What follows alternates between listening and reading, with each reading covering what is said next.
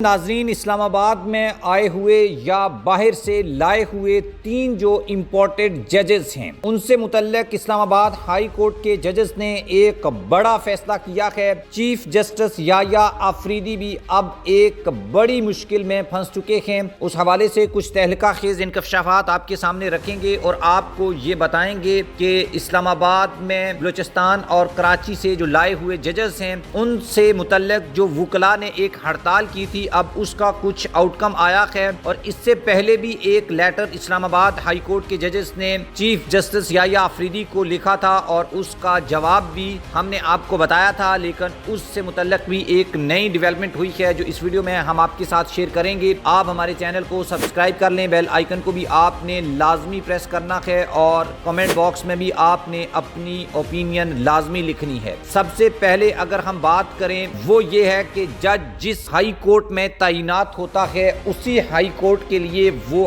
حلف اٹھاتا ہے۔ آئین کی منشا کے مطابق دوسری ہائی کورٹ میں ٹرانسفر ہونے پر جج کو نیا حلف لینا پڑتا ہے۔ جسٹس سرفراز ڈوگر کو ٹرانسفر کے فوری بعد سینئر جج بنانے پر 5 ججز نے اسلام آباد ہائی کورٹ اور سپریم کورٹ کے چیف جسٹسز کو دوبارہ ایک لیٹر لکھ دیا ہے۔ اسلام آباد کے 5 ججز نے موقف اختیار کیا ہے کہ جج جس ہائی کورٹ میں تعینات ہوتا ہے اسی ہائی کورٹ کے حلف لیتا ہے۔ آئین کی منشا کے مطابق دوسری ہائی کورٹ میں ٹرانسفر ہونے پر جج کو ایک نیا حلف لینا پڑتا ہے۔ تفصیلات کے مطابق جسٹس سرفراز ڈوگر کو ٹرانسفر کے فوری بعد سینئر ترین جج بنانے پر 5 ججز نے اسلام آباد ہائی کورٹ اور سپریم کورٹ کے چیف جسٹسز کو ایک ریپرزنٹیشن بھجوا دی ہے۔ جسٹس محسن اختر کیانی جو اس وقت اسلام آباد ہائی کورٹ میں سب سے سینئر جج ہیں، اس لیٹر لکھنے والے ججز میں شامل ہیں۔ اس چیز کو کنفرم کیا ہے کہ آئین کی منشا کے مطابق دوسری ہائی کورٹ میں ٹرانسفر ہونے پر جج کو نیا حلف لینا پڑتا ہے اور دوسری ہائی کورٹ میں ٹرانسفر ہونے والے جج کی سینیارٹی نئے حلف کے مطابق طے ہوتی ہے۔ عدالتی ذرائع نے کہا کہ ججز کی جانب سے دائر ریپرزنٹیشن سینیارٹی سے متعلق ہے،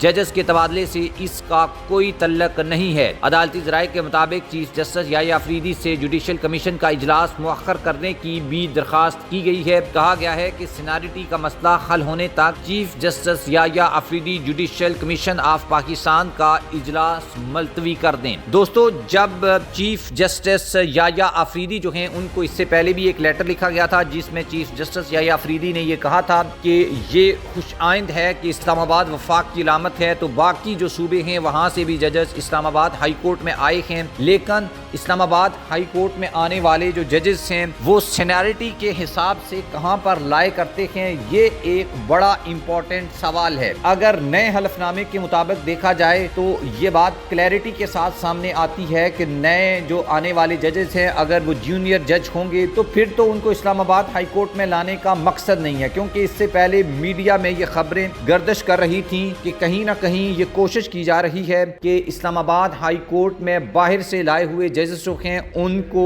سینیارٹی کے حساب سے ڈیوائیڈ کر کے ان میں سے کسی ایک جج کو چیف جسٹس آف اسلام آباد ہائی کورٹ لگایا جائے۔ جسٹس عامر فاروق جو اس وقت چیف جسٹس ہیں اسلام آباد ہائی کورٹ کے، ان کی جگہ جو ہے وہ یعنی ذرائع کے مطابق جج سرفراز ڈوگر جو اسلام آباد میں لاہور سے اپلفٹ ہوئے ہیں وہ جو ہیں وہ ڈیفینیٹلی جو ہیں وہ اسلام آباد ہائی کورٹ جو ہیں وہ بنائے جائیں گے، لیکن اس چیز کو لے کر ابھی بھی کچھ شکوک و شبہات پائے جاتے ہیں کہ ان ججز کو اسلام آباد لانے کا اصل مقصد کیا تھا، کیا واقعہ ہی حکومت کچھ ایسا کرنا چاہتی ہے جو جوڈیشری کے سسٹم کو بہتر کرے اور انصاف کے نظام کو بہتر بنایا جائے، یا پھر جو پالیٹکس یا جس طریقے سے 26ویں آئینی ترمیم پاس کر کے سپریم کورٹ کے سسٹم کو مفلوج کیا گیا ہے اسی طریقے کا کوئی سیٹ اپ یہاں پر لانا، اور چونکہ عمران خان کے مقدمات اسلام آباد ہائی کورٹ میں آنے ہیں تو وہاں پر عمران خان کو کوئی ریلیف نہ مل سکے، اس کا مقصد یہ ہے یا کچھ اور؟ اس کے بارے میں آپ بھی اپنی اوپینین لکھیے گا۔ اللہ حافظ۔